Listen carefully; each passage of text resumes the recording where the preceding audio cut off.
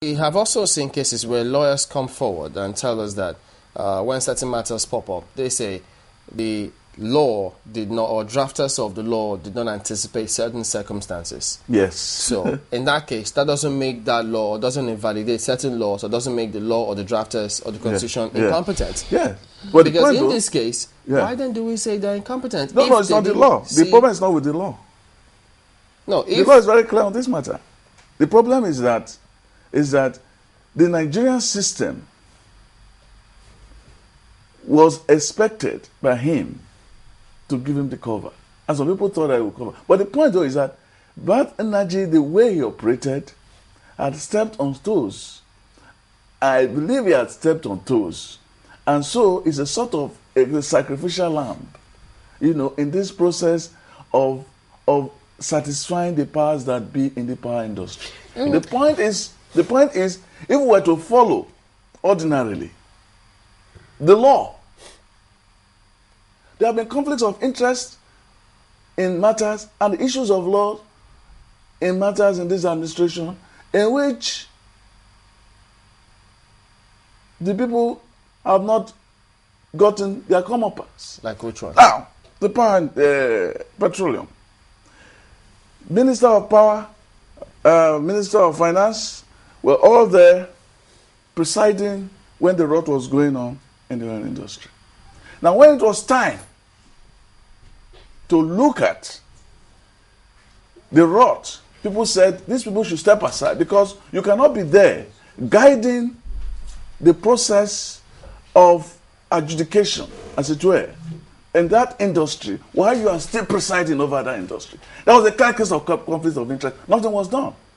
In the case of Salami, Judge Salami's case was, look, the appointed body has said,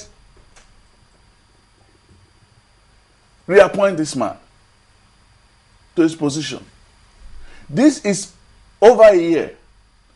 The president has not acted on it. But the matter is in court. He says the matter is in court. No, the matter was in court when he asked him to go on suspension.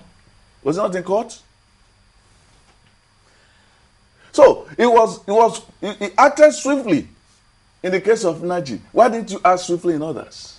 So there's double standard clearly in this matter. So how would you say that has got anything to do with being a good man? The first statement you made is that good people don't last. That's a good question. What I meant was that Barth Nnaji is perhaps the only performing minister in this administration. He has been working very methodically on this issue of roadmaps since he became advisor and then minister. He has been conscientious in trying to make sure that power is actually tackled as an article of faith. It would seem that we've reached. But we have even seen an uptick in power. So you can see that this is that's why I say that it is naivety on the part of Nnaji that he got into this pass. That's what I mean by it's very difficult. But the thing is, it seems that we've reached this conclusion in the last couple of weeks. Because before then, before now, when a host of Nigerians say they have witnessed an improvement in power supply, a host of Nigerians would have said they are not seeing anything that the minister has been doing. Assuming this matter came up just a couple of months ago, do you think that we would have reached the same conclusion? That if it happened a couple of months, yes, that's why it's good for him. That is why it is good that he's going up, he's going out on this high.